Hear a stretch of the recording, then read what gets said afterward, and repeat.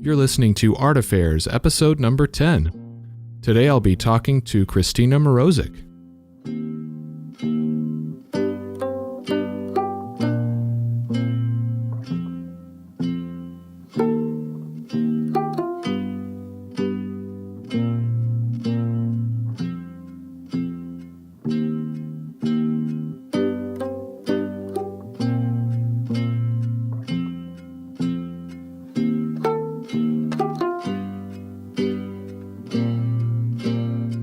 All right, so my name's Michael Faith, and this is Art Affairs. If this is your first time listening, Art Affairs is meant to give you a look at and into the new contemporary art community, featuring conversations with artists, gallerists, curators, shining a spotlight on the human side of the wonderful work they do. You can dig through previous episodes, complete with show notes, at artaffairs.podcast.com, and you can check out new episodes on all your favorite podcast platforms. Of course, if you like what I'm doing here, be sure to subscribe. And you can always connect with the show on Instagram and Facebook at Art Affairs Podcast. All right, so today's guest is artist Christina Mrozik. I followed Christina's work for a while now, both on Instagram and through her various gallery shows. And one of the things that I've always appreciated about her pieces is how much emotion they have packaged within them, and just how thoughtful they are. Her pieces are deep, and they really give you a pretty special place to think about, your own state of being. We talk about this introspective nature of her work in the show. We also dive into her extraordinarily personal Haunted Bodies book project. We get into her very organic creation process, her exploration into three-dimensional art making, and so much more. So I hope you enjoy my conversation with Christina Mrozik.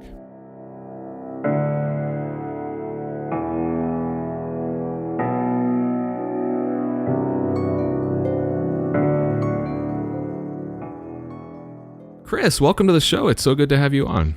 Hi, thanks for having me. All right, so there's a ton that I want to talk to you about. So let's start with your background. You grew up in Grand Rapids, Michigan, which, from what I understand, is on the Grand River. So it makes me think there's some nature involved, but then it's also the second largest city in Michigan. So what was that environment like? Was it rural? Was it urban? Yeah, so actually, I was weirdly just talking about this with a friend last night. I grew up in this strange intersection of both. My house was 12 minutes from the downtown city proper, but weirdly, that industrial street that kind of goes out into nowhere, and there's all these sort of weird buildings on it. I lived off of one of those. So there's this weird little curve off this highway street, and then this one lone, very long driveway that went all the way back through this teeny little sliver of trees. And then there's this one house on a hill that overlooked the river. So I grew up in the woods, in the gully, in fields, collecting turtles and watching herons. And I had this whole Huck Finn thing going on. I had one neighbor. She was 70 when I was born. She was my best friend growing up. And it was sort of this little nature paradise tucked behind this industrial district just outside of the city. So, oh, wow. Kmart was 5 minutes away, but also I was in this kind of beautiful little oasis. And it's still a pocket. It's still one of those things I'm okay, so you turn left onto this little side street and you turn into the dentist office, and then you drive behind the dentist office and you continue down the road and there's a dollhouse. And they're like, what? And I'm yeah, I live there. Unfortunately, as I've grown older, a lot of the woods have sort of been turned down, and my neighbor had a restaurant that's gone. So that street's changed, but it's still this little pocket with just two houses and kind of this really beautiful river life. I was thigh deep catching minnows and hooking rock bass and uh, digging up worms and doing the whole thing, just trying to investigate everything we could. We got really good at catching crayfish and Oh, wow. identifying, all the different kinds of uh, shells. And yeah, it was pretty intimate and special. And you also learn the cycle of the river, like Hmm. um, just with the winter and when it floods and then it freezes over and we could sled out onto it. And but it's different every year, so it was like really beautiful to learn the seasons with sort of raging water and all the like a water soul, so all the things that reflected inward as well was pretty special. That's amazing. City, but nature, but yeah. It sounded like the best of both worlds, which is pretty awesome. Yeah, I don't know if I knew how lucky I was. It's really hard to find now. So, Yeah, no doubt. What sort of work did your parents do? my dad is a tool and die. Uh, he's a tool and die guy. He custom builds the machines that press cars. So he knows everything about mechanics, but he also has this sort of perfectionist artistic bent where he would layer our house in crown molding upon crown molding with like this bizarre cabinet that was covered in mirrors, like with, but unfinished floors, this whole sort of, you could tell he had a real creative wing that came out more in mechanical aspects of how things fit together. And my mom is a hairstylist. Now she does social media for a vacation rental company, but yeah, she was a hairstylist. So she had this kind of tender knack around everything. I feel like doing hair is doing art, but like she was also she's an incredible drawer. She's so good. And she had a lot of artistic pursuits. So we would always have like really weird crafts going on or puzzles or making things. And bizarrely, I think like growing up, probably my mom growing up through the 60s and 70s, you're only told you can be a teacher or hairdresser or a nurse, and my dad, that's sort of like maybe the limitations of their era of what they were allowed to do, but they're sort of both these fascinating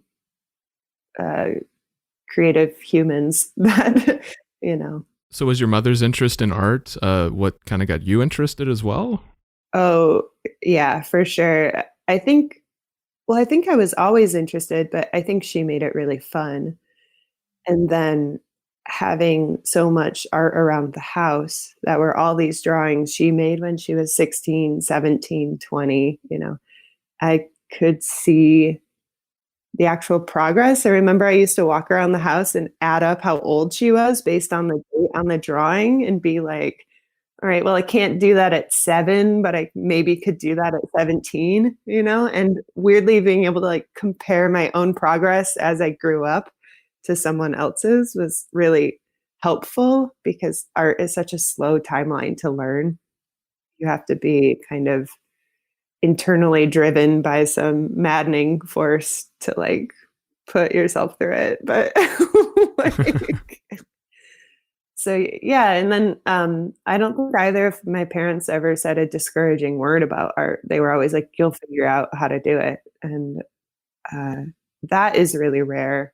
So they were always supportive of your interest in pursuing art? Yeah, I think that's pretty huge. But I think back, I don't think they ever glorified it or made it like you're going to be the best this or any of that. It was just like, yeah, if that's what you want to do, like that's what you should do. Kind of very Midwestern blunt, just like, sure, that sounds great. Go get it. Work hard, like. In addition to your mother's interest in art, what were some of your other artistic influences as a kid? Honestly, just being outside was the biggest one. I would go out and collect grasses and I would collect flowers and we would press them and we would, like name them or turn them into candles. I would my mom always let us have like the 15 pets, where we could go and collect a turtle and she'd be like, you can keep it for 2 weeks, that kind of thing. And we'd learn, we'd raise baby ducks and so it was this and then you'd watch the hawks try and scoop them from the yard or, Oh, wow. so we had, eagles and hawks and owls and we had, all these.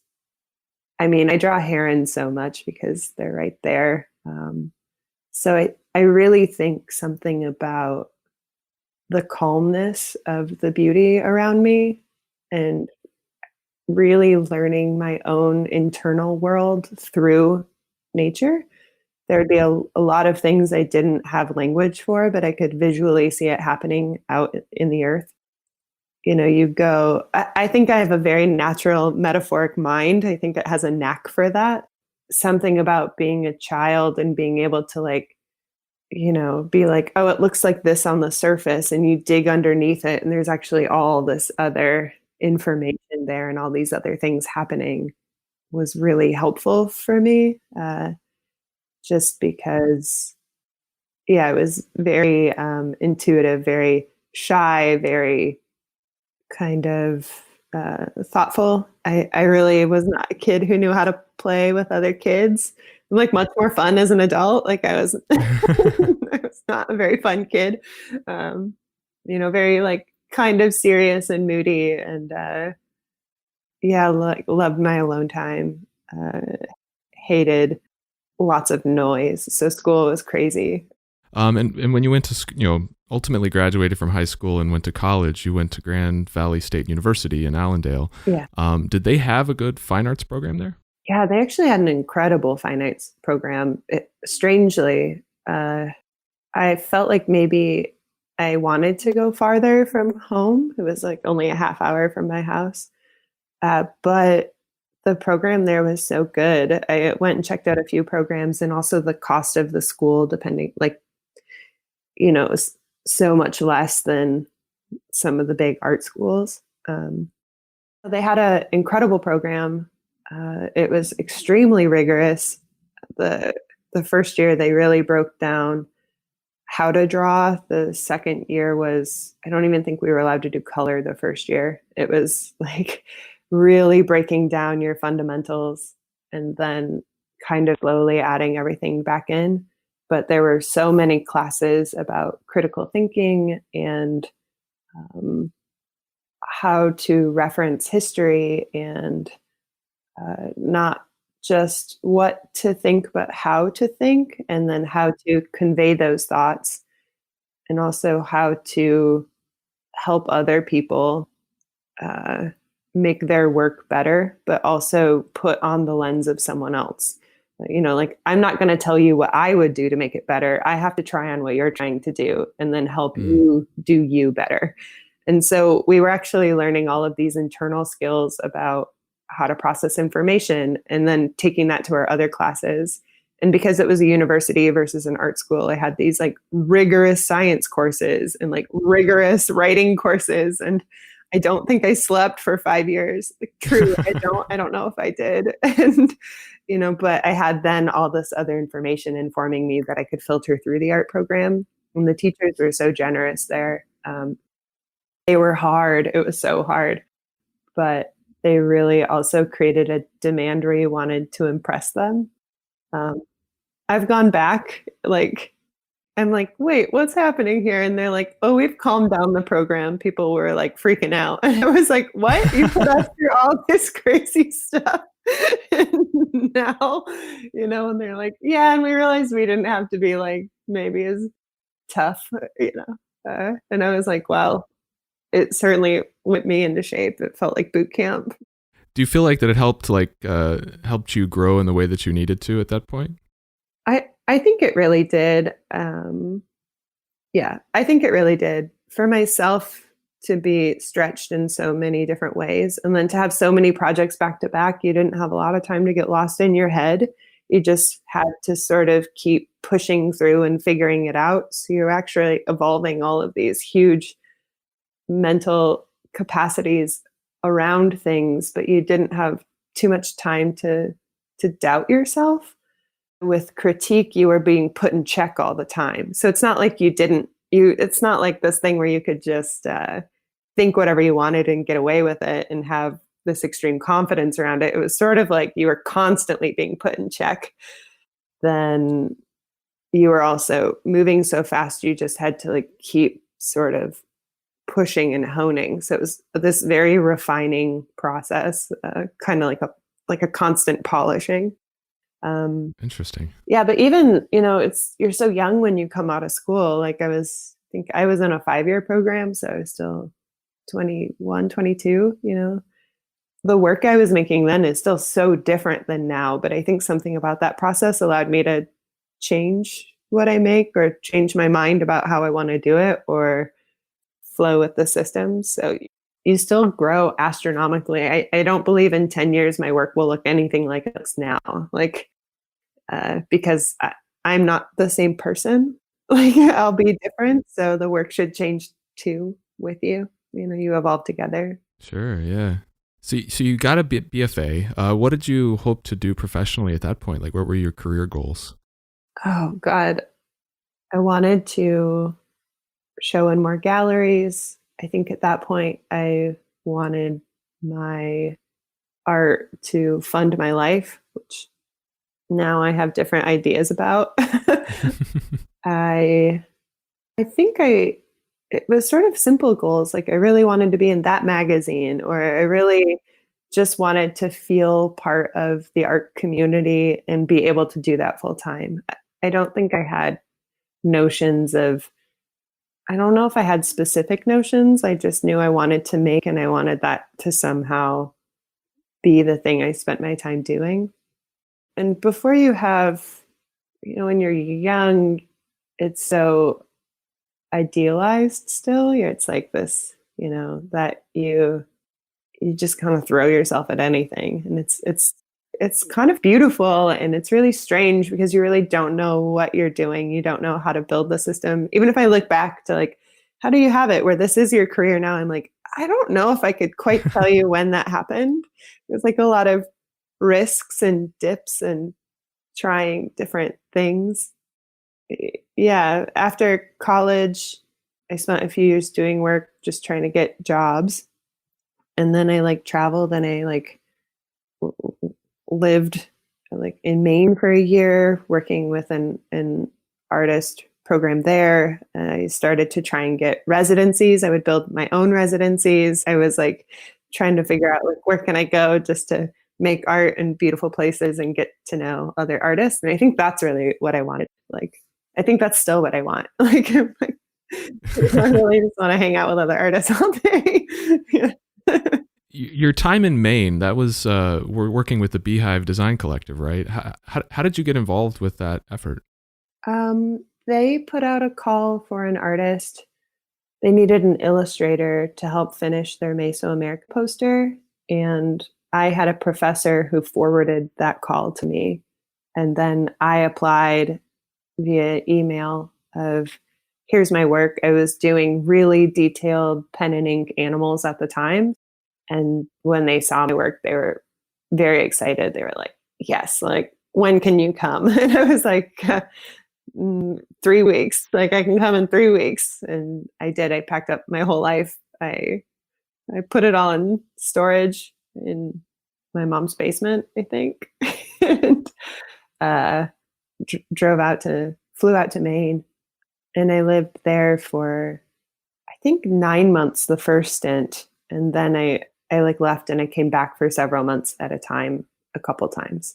So yeah, living and working in this old Victorian house on the same drawing every day for like 8 hours a day for 9 months, trying to push this thing into the world. And I came in at it at sort of the finishing stage. So other people had gone out and gathered the stories and then translated it into metaphors, and then worked with the communities to make sure those were good metaphors, and then created the map for the whole poster, and then drew everything out in pencil of where it would all go, what the animals were, what the species were, so like all of that was sort of laid out, and it had just started to be inked. and I was just the inker, but I was also coming in and there was this mountain of information I did not know. So I had to sort of like call people, kind of, what is this? What is this species? How do I find this species of bee to draw this? How do I, so it was kind of this like insane mental shift to step into that project so late. It was also really fun. I met friends there that I still talk to today. I love Maine. I love the coast and the landscape there. Yeah, it was a really beautiful place. I got to meet so many people from different walks of life, lots of, train hopper kids coming through, lots of like crusties and punks and anarchists. And especially coming from the Midwest, it was so nice to have my world grown in so many ways. Those were people I knew from maybe my art circles, but it was nice to be really embedded in that kind of community and all the ups and downs it comes with. That's also where you met Zoe Keller, right? Yeah, that's where I met Zoe. Yeah, kind of crazy. Complete coincidence that I actually had her on the last episode. Because like the original person that had that spot had to reschedule, and it just happened that Zoe was available. So you guys ended up being back to back just out of pure coincidence. Yeah, it's kind of wild. That's kind of how the beehive works, and that was like so fun to meet her there. And when I came back is really when I got to meet Zoe, because I left and Zoe came. So we were at that like swap point. Yeah, when I came back, I think like 6 months later, I was there and helped. Zoe was doing all this sort of organizational stuff, trying to get the video made and the posters printed and kind of like push this thing out into the world now that it was drawn. And she built a website. She's like just super amazing at sort of organizing all of that. And so I got to like come out at that last part and like help with the video and the editing. Not that I know how to edit, but I know how to run and grab things. So I was going to say I can enlist you to help me with edits. Yeah, I wish. It's not a skill that I have. So when I had her on, I had a chance to talk to her a little bit about the Intricacies project that you guys worked on. And she told me a little bit about it from her perspective. So I think it'd be interesting to hear yours as well. And from what I understand, you actually came to her with the idea for it. Where did that idea come from? And like, what made you want to approach Zoe to join you for it? I had just moved home. So I'd been home for a few months. I was sort of trying to figure out what my next step was. And I think at that point in my life, having just left the beehive where I had worked on this huge drawing that, 5 illustrators were working on full time. I had been doing collaborative drawing where we're like actually reaching over each other. We're like, no, you get the anteater and I'm going to get the, like leopard. And then but we have to draw in the same style and we have to all sort of meld ourselves to make this thing read cohesively. You do all the washes and you do all the stippling. So everything sort of mix and matches through it to create this one style that's actually so many hands. So I think coming home from that project, I was like very curious about what collaboration might look like in more my style of work rather than this sort of intense, tiny line drawing, stippling, like in maybe the kind of emotive ideas and feelings that I was working through. I think I wanted to do something collaborative. I thought a book would be a really beautiful, I come from an illustration background, so books are these very sacred things to me of the way that image and writing pairs and the conversation between the two. When you illustrate something, you're not just repeating what the words say, you're actually trying to find the other space that also exists. So when you read, then you enter the landscape and they do something magic between the two. So something about illustration and books, and then kind of trying to still hone and find my style in a lot of ways. And then working collaboratively, I just was like, this would be a fun project. my friend Teresa was a farmer at the time, and she was like farming out on this little plot of land in Hudsonville, and next door this house opened up for rent, and it was this teeny 400 square foot, I don't know, probably a little bigger than that, but not much. 2-bedroom house. And she was like, we could rent it and live on this 10-acre blueberry farm. Wow. Through until the winter. So it was like 9 months. And I was like, 9 months is the perfect amount of time for a project. I was like, I wonder if anyone would do this for me. And I thought about Zoe, and she was just wrapping up at the Beehive. And I got to see so many of her beautiful drawings when we were hanging out in Maine. And I just thought, maybe she's someone who would plop across the country. She's done it before. Like, I wonder if she'd want to do that with me. And so we got this farmhouse. And so I was like, sure. Like, yeah, that sounds great. When can I move in? Like, just very like, okay. And so she moved in, and Zoe and I shared a room. We had like 2 single beds in this teeny room. We could high five from bed. That's how like all our rooms were. And our friend Ruby moved in. So there was 4 of us in this tiny house. Oh, wow. And Zoe and I worked in the upstairs loft and turned that into a little artist studio. Ruby and Teresa shared bunk beds, and they were best friends already. So it was sort of like everyone got to, it was sort of like a 9-month long slumber party, like, but also really intense and beautiful. Zoe and I would joke that you could tie a 20-foot rope around us and it would always have slack, like kind of like really intense looking back on it, where I'm like, wow, we really just mentally threw ourselves into this book and like hung everything up. And I don't know that we had a very strong plan in the beginning. I think a lot of it kept evolving as it went, so Zoe has like a very pragmatic organizational side to her. So she was so good at like, okay, well, like, let's get, and I do too, so that was really helpful that we could both also bend back and forth into, we need to organize these 10 things for Kickstarter. What's the order they have to happen? And we have to sort of get this to the publisher by this date, like what needs to happen when, and we would build calendars out. And so there's a lot of like, but then we could go outside and eat breakfast from the farm next door. And see, I was eating breakfast just at like 1 p.m. and like, and kind of talk the book and ideas, and we could walk around in the woods and we could gather things that we found beautiful that sort of were affecting us. And I think coming out of the Beehive, that was such an intense experience. And a lot of it was very positive, but some of it was pretty hard or difficult. And so there was a little bit of recovery, I think, happening at the same time, where we were using that book as sort of a space of maybe healing and letting. We were both working through different forms of heartbreak at the time. And so there is also like, how do you translate those less concise emotions into imagery? And how do you repair yourself through like the good work? I think, and I don't even know if we knew it was going to be that at the beginning. It just sort of started to become that as we were working and processing through it. How did you guys break up the work? How did you divide the efforts between you?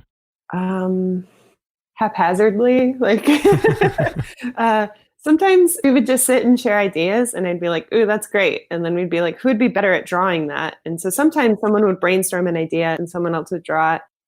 Sometimes it'd be like, I want to do this, but it's going to have this element going through it. And I think you're better at drawing that element. So how about I draw this part and I'll leave that, and we would pass it back and forth. And then maybe, and there would be times where I'd be working on a drawing, and so I would do all the herons and I would just leave the snake just totally white and blank, and then I'd pass it to Zoe and she would fill it in.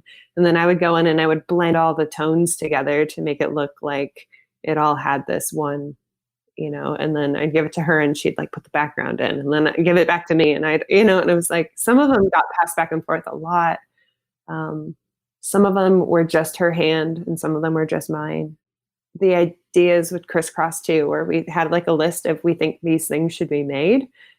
Is anyone in the mood to do that? Like, because sometimes you have to kind of wait for the art to come and talk to you and be like, hey, wouldn't this be fun today? Or sometimes you have an idea, but you're like, I just can't. That's like pulling teeth. I can't do that one. And then you kind of move into the one that like felt right next. And then we'd be like, all right, we have 4 spots and we need 2 more full page spreads. So it was this mix of sort of letting, but also I think learning each other's skill set really well and sharing that. And then there's a lot of generosity of giving back and forth, and you couldn't be too attached to anything, but that's sort of the beauty of collaboration is you watch someone else make it better. Maybe, yeah, improve an idea in a way that you couldn't have imagined on your own. Do you enjoy collaborating with other artists just in general? I really do. Or I did. I do. I haven't done it in a while. But I think it's a really beautiful space of play, and sort of the deeper you get into art and business and all of these things, that sense of play sometimes be harder and harder to find. You really have to carve purposeful space for it because emails pile up and orders and all these things, and so it's like this thing you have to create a protective barrier around to remember how to play. But collaboration has that in it a little, like inherently. So yeah, it's always sort of a nice space to enter into. Do you think you'd like to do that more often, like in the future? Yeah, I think I might. I feel like I have like I've been doing a lot of commercial projects for the past year, which is really good because it keeps food on the table. But so I have this maybe buildup of personal things I want to make, but I could see in a couple of years being another like big collaborative project. Or I've dreamed up a bunch of big ones, but then to be the point person or to figure out how the money would split if I did a book that had 50 artists, or if I did a book that kind of these bigger undertakings than you think they're going to be.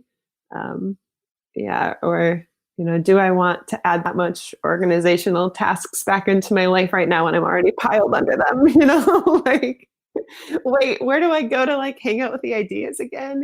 So yes. And also maybe like,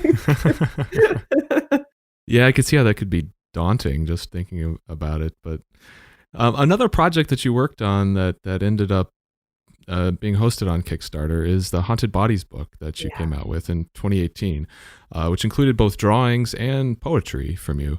And you wrote in your Kickstarter description that you created these drawings and writings while, quote unquote, moving through and beyond a year of depression. And that these drawings and poetry sort of capture those feelings as you work through that. As someone who's struggled with depression off and on pretty much my entire adult life, I know how hard it can be to open up about that stuff. It's so much easier just to say, when somebody asks you, hey, how you doing? Just say, oh, I'm all right, because the conversation then moves on to other things and you don't have to figure out how to articulate that.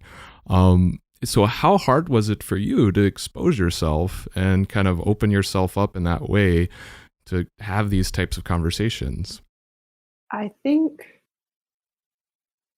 it's one of those double-edged swords of part of depression is feeling like you have nowhere to go with it.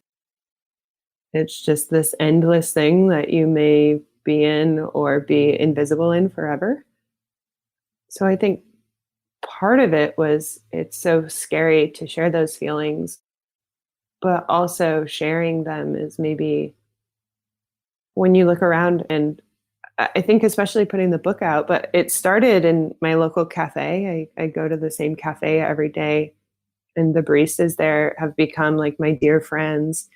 All the neighbors that gather there, they're all it's like a very diverse age range, like racially, like it's just this beautiful little bustle of humans. And I remember that was like the place where I was like, I can't get out of bed in the morning and nothing has life. And, and someone would sit down and they'd be like, me too, let's talk about it. And it became this point of talking about it and sharing it was in a certain way healing. So then I would actually go there with my paper because I had to get out of my house and I had to get away from like being alone in my head in my house. And I would just sit there for hours and I would work on these drawings and I would just sort of sit and try and pour. I don't even know if it's like sad, like it is, but like maybe the numbness or the anger or the whatever it is, the icky bit, like just try and like pour it on the paper.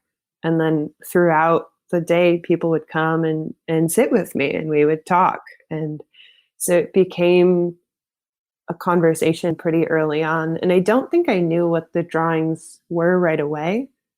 I'd been writing the poems. The poems are actually mostly entries from my journal, just sitting down and writing. Like when I feel like I'm flooded or going to spill, that's like a thing I would do. Sort of like taking an internal expression and putting it outside of your body and knowing that it's safely stored somewhere so it won't be forgotten and it won't be dismissed, but it won't be maybe the thing you're experiencing in the moment. It's sort of like I'm going to put that safely on a shelf where someone can see it if they need to, but maybe I don't have to be living it constantly. And so all of these things were happening simultaneously. And at some point, I recognized I had so many of these drawings and so many of these writings that it felt like a book. And thinking about putting feelings up on a shelf, like where I could take it down and then I could like put it away, like felt really nice. Like it felt very like soothing or something to know it would still, this part of you that is so hurt and numb and strange and confused, really. Like depression is a huge amount of confusion that just eats at your self-worth in a very particular way. Knowing that I could put that somewhere and maybe be like, this is an experience that teaches me so much, but also puts me through living hell. How do I validate it, but also not give it all of my power? And so, again, going back to books and illustration and sort of, like, how do I name this slippery thing that so many people are haunted by, that I feel in my body, and like give it a home or a place, and maybe make it a like 5% more accessible, like to really like the depth that it is. And I know it's something that will come back. It's not a thing when I say like, I don't think it will go away forever. Like you always have that inclination of your brain. You can feel when it's like looming. It will find any way to trickle in if it can. You have to have so much love and armor and gratitude and self-acceptance and security to sort of battle that. So yeah, I think it sort of naturally formed into a book, and I think it felt scary to share, but also it felt like sharing was the thing that was helping me step out of it. The loneliest part of depression is thinking you're the only one. Maybe it's like that I'm a little like, cancer, water, feelsy, empathy human, but I was just like, wouldn't it be nice if other people had access to that? Isn't that what art is supposed to do? Is sort of give people these access points to feelings that exist visually rather than verbally. Because, not all emotions have names, right? Like, Right, yeah. there's only certain things that you both can feel when you're standing in front of a large blue painting. Like, and you're like, oh, what is that? I don't know, but it radiates. Language is just this one tool. So, did you create the drawings like with the poetry in mind, or did those come together later as you were compiling the book? They came together later. The metaphor in my writing and in my drawing, it's like always the same metaphor. So everything has that same sauce that it's drawn from, and So I think as I was reading through the poems and even typing them up and then editing them and sort of sharpening them to really say what I wanted them to.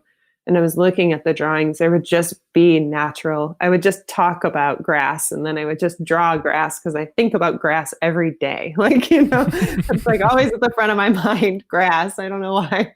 Um, Grass, I've written about this, but it's a great example of a simple self metaphor.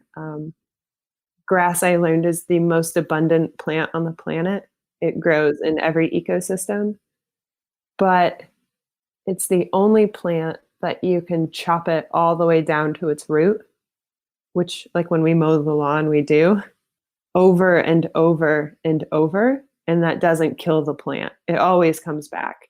If you take a tree and you chop it down over and over and over, like a little shoot might come back, but eventually it will die. It will kill it. Right. And grass, it's like it just doesn't affect it. And I feel like that for me, I'm like, that's resilience at its finest, right? Like, Yeah. so drawing bodies of grass or grass growing out of things, it's always that, like, no matter how many times you've been severed at the root, like you will find a way to eke back out.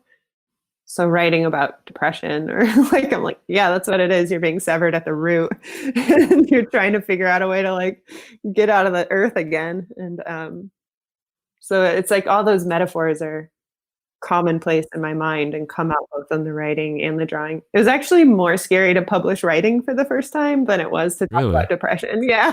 Like, I was like, oh, people gonna receive this well? I don't know. How comfortable do you feel as a writer or as a poet? Is it something you feel like comes naturally to you? I think it's something when I am in the solace of myself in my home, in my bedroom with my journal, comes very naturally.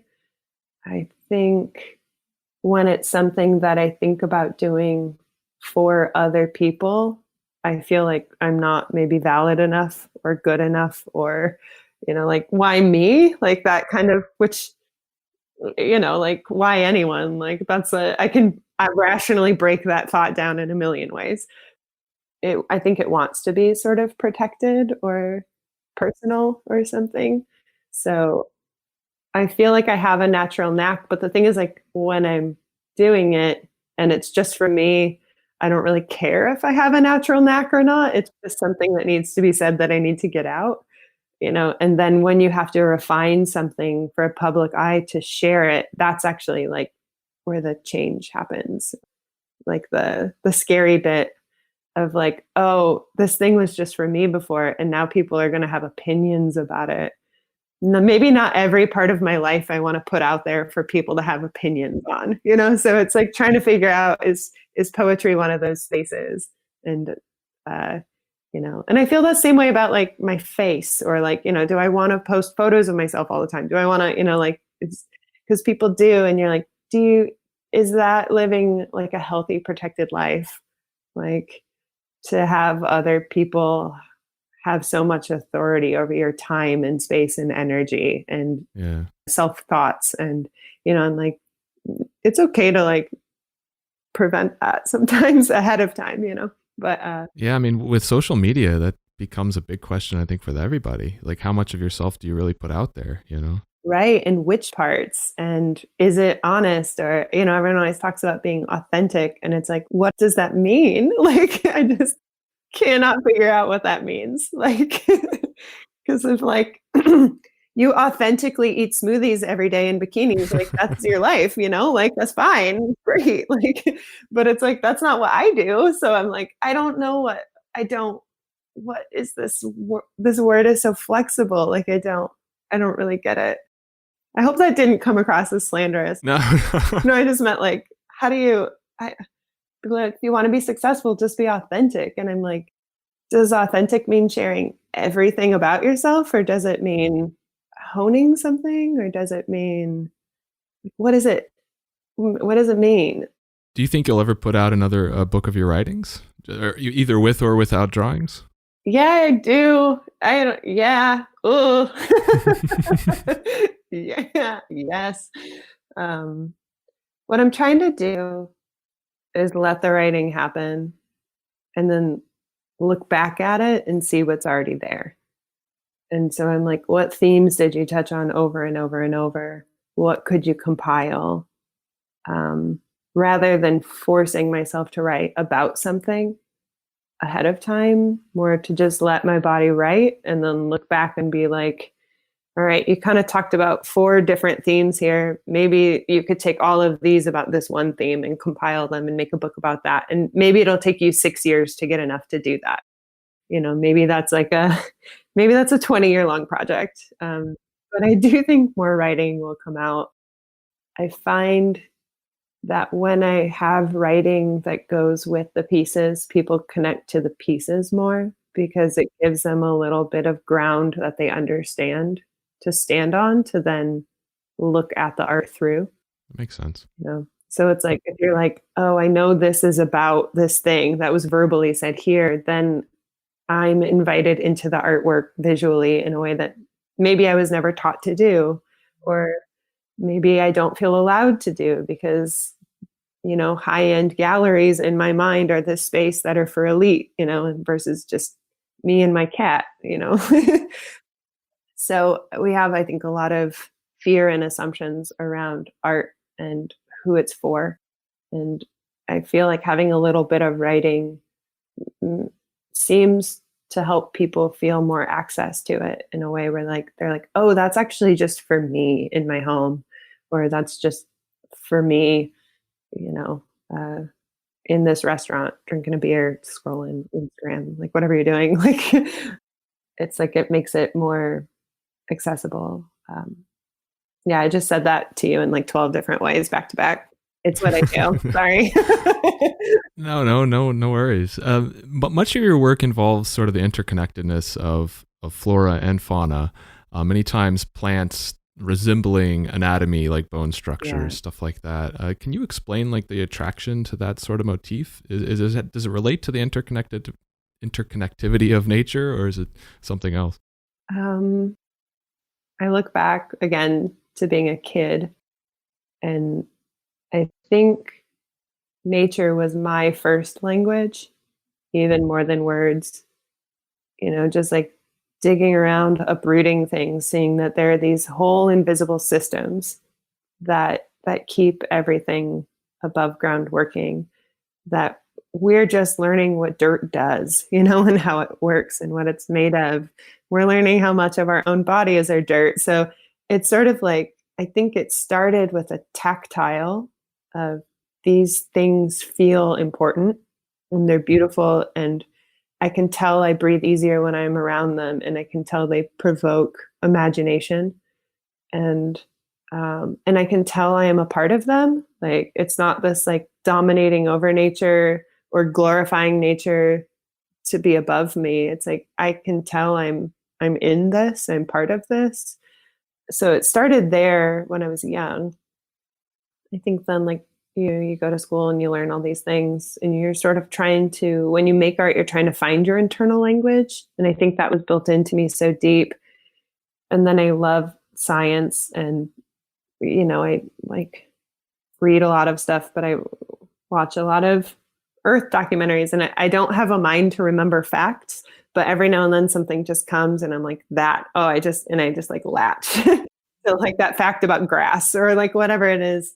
And it's because there's like a symbology built in. So it is this interconnectivity of nature, but also with nature, but then also how nature represents our own internal feelings, or maybe even sometimes says it better than we can. And to me, that feels like breathing. I don't think that's true for everyone. I'm a little bit of an alien, but uh, and then you learn about like symbiosis and these different kinds of symbiotic relationships where there's, mutualism where both benefit, like two species interacting, they both do something for the other and they both thrive because of it.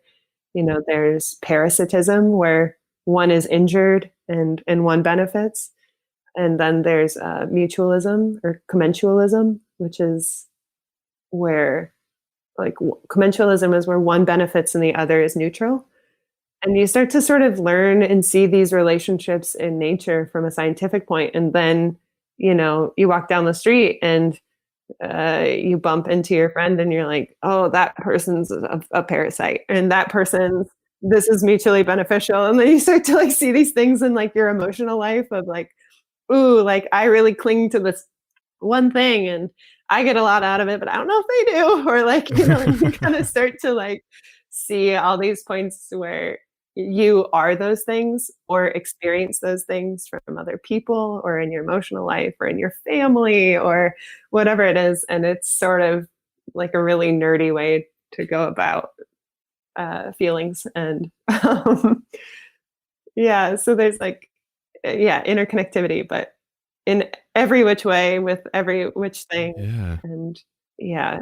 You definitely appear to use symbolism and metaphor quite a lot, even just describing this just now. Is that your mechanism for sort of building a narrative, telling a story? Is that your device? Yeah. If I had to tell something factually how it happened, I don't know if I could. It would be like Bob went to the store. The store was big. I, well, I know, like it was really bright inside. Uh, you know, where I'd be like, oh, I walked into this building and it was like, you know, well, if I'm talking about a grocery store, it'd be something awful. I hate the grocery store. But, I'm always like, oh, it was more like this. And I feel like metaphor and simile are kind of like, I don't know how to describe things without it. It's just, it's easier for me to translate it into a visual and then translate it back than it is to just state it as it is or something. That makes sense. And do these stories that you're telling with your art, and I mean, it feels like they're a lot more introspective and sort of reflect aspects of your own experiences, almost like you're using these plants and animals as vehicles to sort of tell your own stories rather than stories about them, if that makes sense. Yeah, I think that's exactly what I'm doing. I think art is the space where I process my own life. It's sort of, I think everyone talks about art as visual, but I actually think of it as being spatial. I sit down at a drawing board every day and, I raise my arm and I draw little lines and make little movements. And it's a movement that I'm putting on paper and it's a translation from my own thoughts and feelings. So I'm trying to take a feeling, which has no visual, and put a visual to it. And then I'm taking a movement and I'm building something that's still. And like you're doing all of these translations when you draw, but also it is this, I think that's where I sit down. And because it's like a movement meditation, it becomes this space where I maybe process the harder aspects of my life. When I'm doing really good, I don't usually sit down and draw. I usually go dancing. So that's where I process the like good aspects of my life, and art, I think, is where I put down those more introspective or difficult feelings that maybe plague my everyday, whether that be depression or I have chronic pain. So like I am in pain 24/7 every day.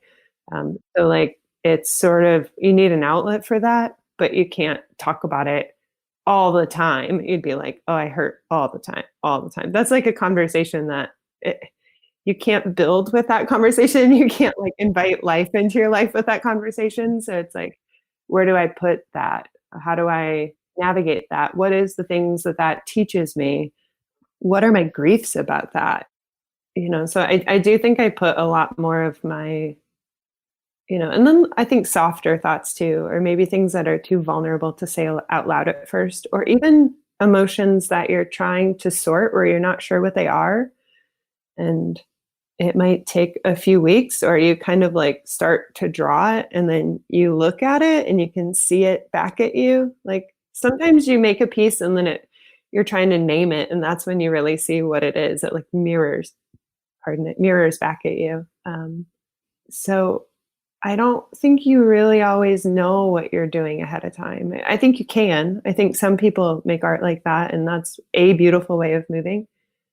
I think I sit down at a blank piece of paper without much in mind, and I try and see what happens and what's already there and how to like draw myself out and then meet the idea. Like, because like ideas too, you're like, they're not just you, they like come from whatever reality ideas live in and like hit you and you're like, oh yeah, that like, you're like talking to yourself in your head and you're like, who am I talking to?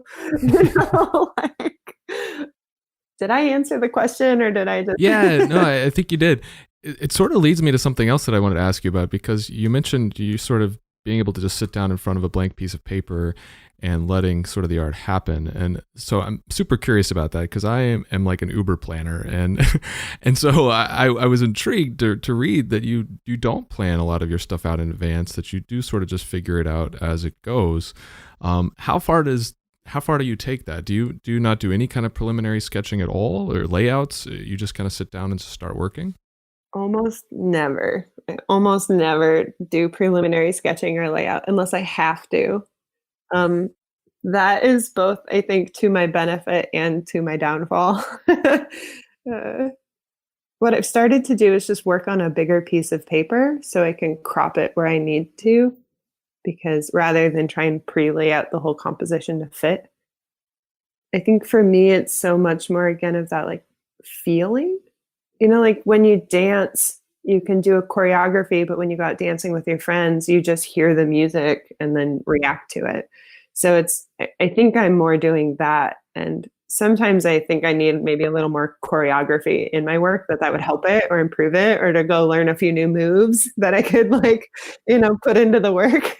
um, but where I'm at right now, even when I sketch something else entirely. I don't often sketch what I'm making. And I've been trying to go the other route to see how that feels, where I like do more layout and do more prep. And I think I could make things that were more realistically painted or had more, but then I feel like I lose this certain feeling.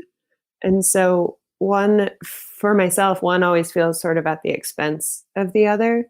I think some people are able to do tons of pre-planning and able to evoke a feeling. And they do that with like the light source, or they do that with the, certain color palettes or things. So they need these very specific references in order to evoke that. But for me, it's like whatever quality or feeling I have, the pieces that people react to the most tend to be things where I just sat down and was in a mood and put it on the paper, Yeah, that's amazing. or maybe just like grabbing a feeling while it's happening, like it's like, yeah, it's like still alive, like I didn't like leave it out for it to like, yeah, it's still alive. Do you keep a sketchbook at all? I just bought one. Okay. So I just bought no, but I'm trying. I'm seeing. I think I might like it, but I haven't so far. But I also just got my first studio, so I'm kind of trying to like do things together. I'm like, oh, now I have a space to go. I can like sit down and sketch for a half hour and warm up, as they say, which is never something I did. So what did you have? Where did you work before? Did you just work out of your home, or? The dining room, yeah. Okay. Just at the dining room table, where I'm at right now. So, And now you have a dedicated studio space outside of your home? yeah, as of like 2 weeks ago. Nice. So I just got it set up. I haven't really worked in it at all yet. We'll see how it goes. I think I'll like it. I think I'm going to like it.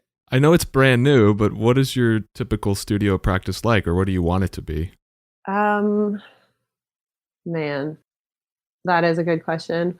I think I'm trying to get a little more rhythm or system or structure in my life. Right now, I'm a little bit go with what feels right as it feels right, which is good. I'm very type B. And then I always have these things where I'm like, I know I have to do that by this date. So you have to like, what's the day that like that? Oh, it's a mess, honestly. I think what I'm hoping is I can have sort of designated days that I know I'll go. And I work really well in 4-hour blocks.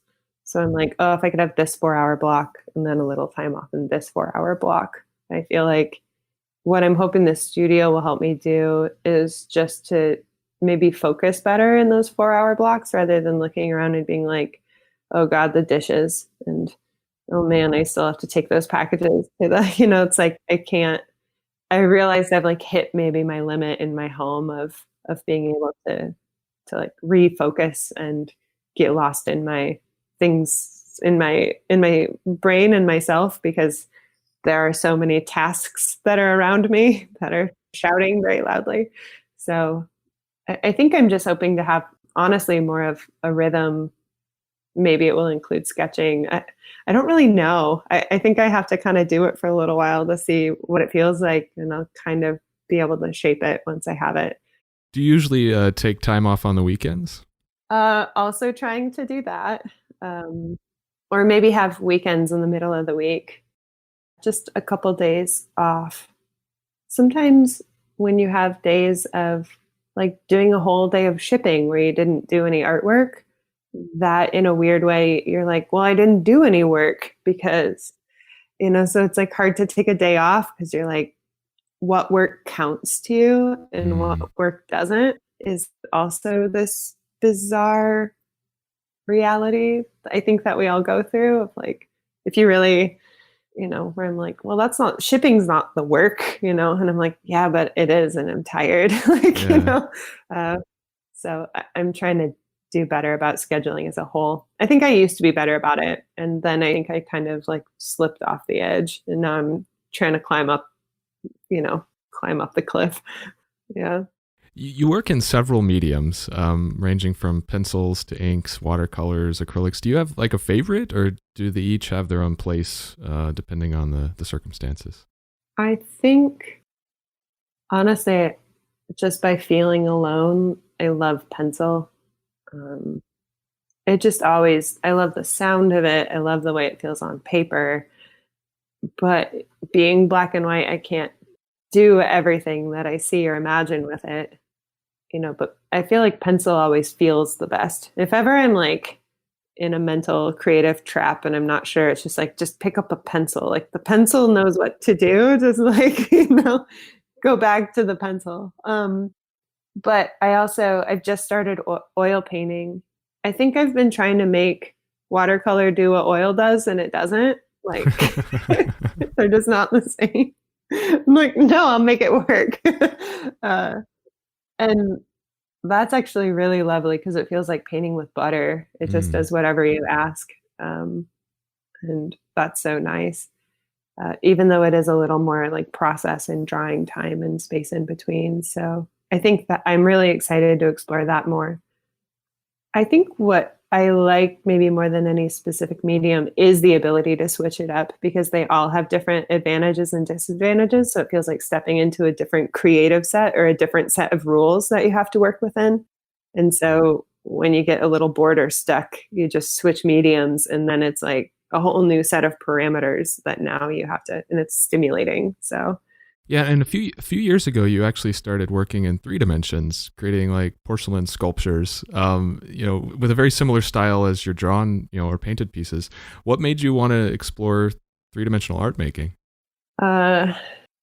Well, honestly, it just feels so good. When I was younger, when I was in school, I did a lot of 3-dimensional stuff. I was taking like metalsmithing and sculpture, and I was sort of making a lot of 3D forms. Actually, I kind of love it. Maybe do I prefer it? I don't know. Maybe.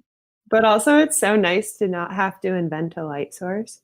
You just take the form and it's like right there, and the lighting exists in real space and time, so you don't have to create an illusion. There are no illusions. It's just a real thing. And I think that's kind of very fulfilling as a maker, where you're always trying to create a thing where people can see the thing. But if you build it, someone can just like see it and touch it. And like, there's no illusions, no like mental loops that you have to put yourself through to try and figure out how to get the thing to sing. It just sings. Do you approach this type of work like differently, or do you sort of think and compose in 2 dimensions and then translate it to 3? No, I literally like just start. I can't cuss, right? Like I just You can say whatever you want. I was like, I just start fucking with the clay. Like, you know? Like, it's sort of like you just feel it and see what it will do, what it kind of wants to do, you know? And it's like, oh, if you brush it like this, or if you pull it like this, or if you do it, it breaks in these ways, it's strong in these ways. There's definitely I had a friend who's a ceramicist who would always say, clay never forgets and it never forgives. So if she would like drop it on the floor, she'd be like, oh no, it's gonna remember that forever. Like, oh no, oh no. Like, and it would like come back later and there'd be like a little air bubble or like it would give her an issue. But so it's very technical, but it's also so it just like it just feels good, or it feels right, or it feels more relaxed somehow. It's not so tight, you know, so you kind of get to like carve it. And I think something about being able to build and take away is really lovely. And that's the thing that you do with pencil too, right? Like you put tones down and then you lift those tones and then you darken. So it actually feels a lot like drawing. And maybe as someone who thinks of drawing as a spatial like craft, maybe like I feel of it as movement. I'm just taking the same movement and putting it into a 3D form. So they actually feel very similar to me, drawing and sculpting too. Do you kind of have the same spontaneity with 3-dimensional work that you do with 2-dimensional, where you just sit down and just start working? Or do you have more of an idea going in with your 3D work? I think you have to have a little more mental preparation. You know, you kind of have to know, well, it depends. Like if you're just going to play, like sketching, where you might just sort of make some things, but then like throw them back on the grog and destroy them, like that's sort of sketching. Like you can kind of form things. Maybe you get an idea of what you want to form. You definitely have to pre-plan more. But again, I've only done it a little bit, so I'm still learning. But, you know, people have to build like things to hold their forms up, or you build it and then you let it dry and you literally cut it in half and gut it and then put it back together because it has to be hollow, right? Like you can't fire these big blocks of, you know, so like these heron necks I were doing were really curved and I actually had to chop them into like 4 pieces so I could like hollow them out, because I can't hollow something around a really sharp curve. I had to like chop it into hollowable blocks and then re-piece the whole thing back together. So I had to like learn how to do that. I have, you know, it was just like taking this little local community class. So I'm like, I don't know what I'm doing, like, but it's really fun. And they're like, all right, well, now you have to kind of break that into, now you have to do this or do that, or here's how you would do that. And so, but also the learning is really fun. Is it something you think you'll continue to do more in the future? Oh, I hope so. I really like it. Yeah, but you do need certain like studio access, and it's much more expensive, and so you need more resources, and you know, so yes, but it also could take a minute to kind of get there, you know. You mentioned this earlier, and I read this as well and was sort of surprised that you make almost your entire living doing commercial work, which, you know, you don't really socialize much of that stuff, so I had no idea that was the case. Do you still do that, or is that something you've sort of eased back on? I do. I would say about half, maybe at this point, like half of my income is commercial work. I'm trying to like cut it back. But I do say like all my livable, like commercial work covers my bills. It covers my like groceries. It covers all my livables. And then I feel like my art wage covers like all my art, you know, because it's expensive. But yeah, I do a lot of commercial projects, and don't publicize many of them. Some of them is because uh, I find what you publicize, you get more of the work. And I would really love more commercial work in my personal style. That's like the stuff I love doing best. So some of the commercial work I do, like I don't really publicize because maybe it's drawn in a completely different style and it's just not the stuff I want to keep getting jobs doing. But I've built relationships with clients that I really love. So I want to, like, they're very good. It's so good to have some security as like an art maker, to just know that these basics will be covered. And it makes you less reliant on like Instagram, or it's all a trade, right? Like everything's a trade. Yeah. If I do less commercial work, then I have to sort of plead to the public to like fund my life, or which is like this bizarre reality of like, you have to be like, no, look, see, I'm like cool living this life, doing this thing. And then it's like, wait, but be authentic. But wait, but you know, and you like, you just can't win. It's like a garbage chute, like of traps. But I'm trying to limit how much commercial work, because I think like last year I took too much on and it kind of burns me out. But then there are certain projects I love. Like I just got to do that Lovecraft cover, and that was really fun. And the art director I was working with, Steve Attardo, was amazing. And it's so nice when you have like really clear communication, and they sort of give you some creative room. But there's the other side to it where it's like, wait, but you're still like making ideas for other people all day. And that's actually sort of exhausting, because you start to lose that in tuneness with yourself. So it takes like a couple pieces of your own work to even get back to feeling in tune. And then you go back to the other things. So I think it's maybe a little bit like paralyzing at a point. You're like tugged in too many directions, and I'm trying to figure out how to like come back to center.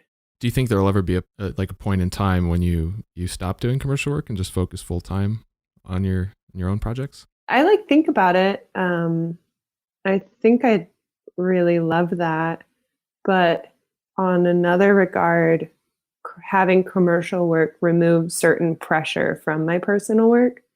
So I actually wonder if I might get like a part-time job where I get to go interact with humans and do that, like for the money, but also for the interaction. But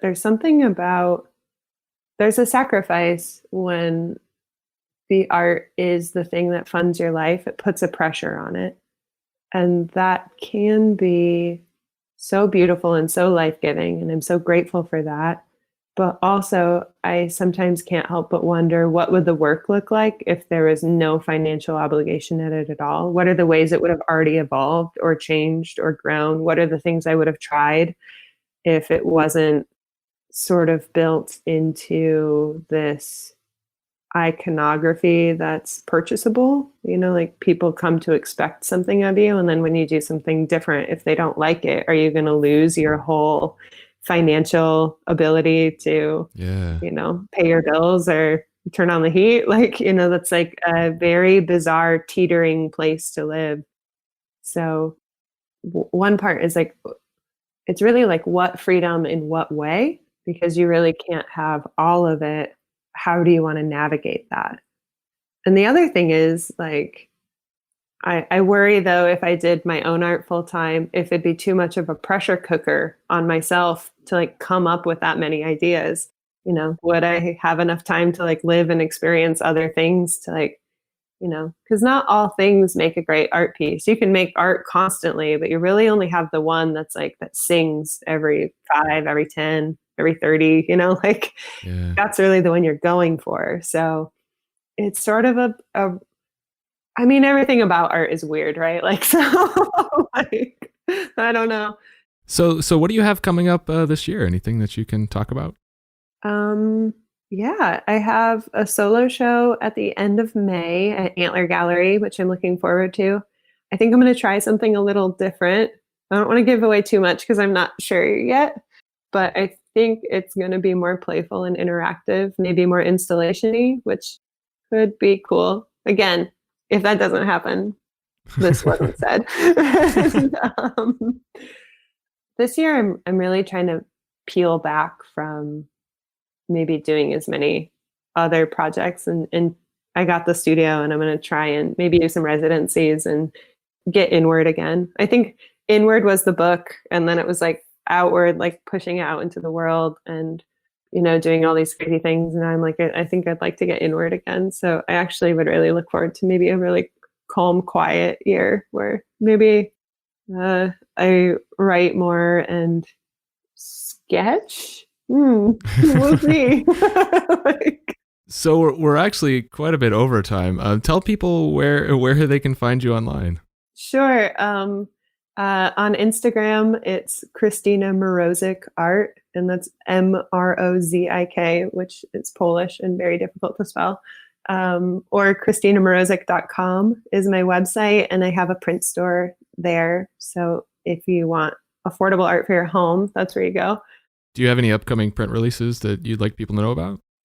I wish. I gotta set one up. I was thinking about that yesterday, but not right now. I think I need to make some more things first. Yeah. Right on. Okay, last question, and this is something that I ask everybody. Who is one artist that you'd like to see me have on the show? Oh, God. I mean, my brain jumped to Tiffany Bozick. Have you, immediately? Second person that said that. Actually, Zoe said the same thing. Yeah, she's just so darling, and her work's stunning. Yeah. Very cool. Yeah. That's awesome. Chris, thank you so much for coming on and chatting with me today. I really appreciate it. Yeah, thank you. I loved it. It was great.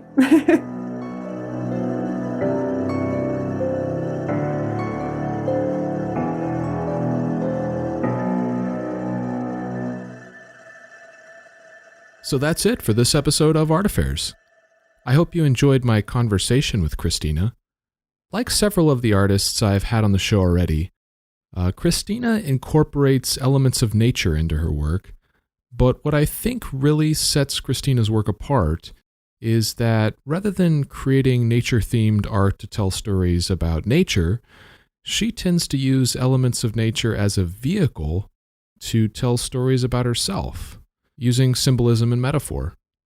This focus inward and her ability to use art as a mechanism for self-examination and introspection is something I really appreciate about Christina's work. I feel like we could all use a bit more introspection in our lives.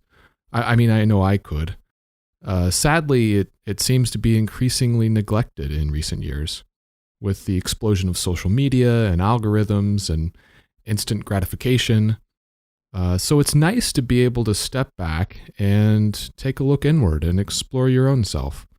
Christina's work is definitely an exercise of self-examination for her, but in many ways it also provides a venue for the viewer's own self-examination. It gives you a space to introspect and reflect, and I really love that. So thanks again to Christina for joining me today, and thank you for checking out the show. I'm extraordinarily grateful for your support.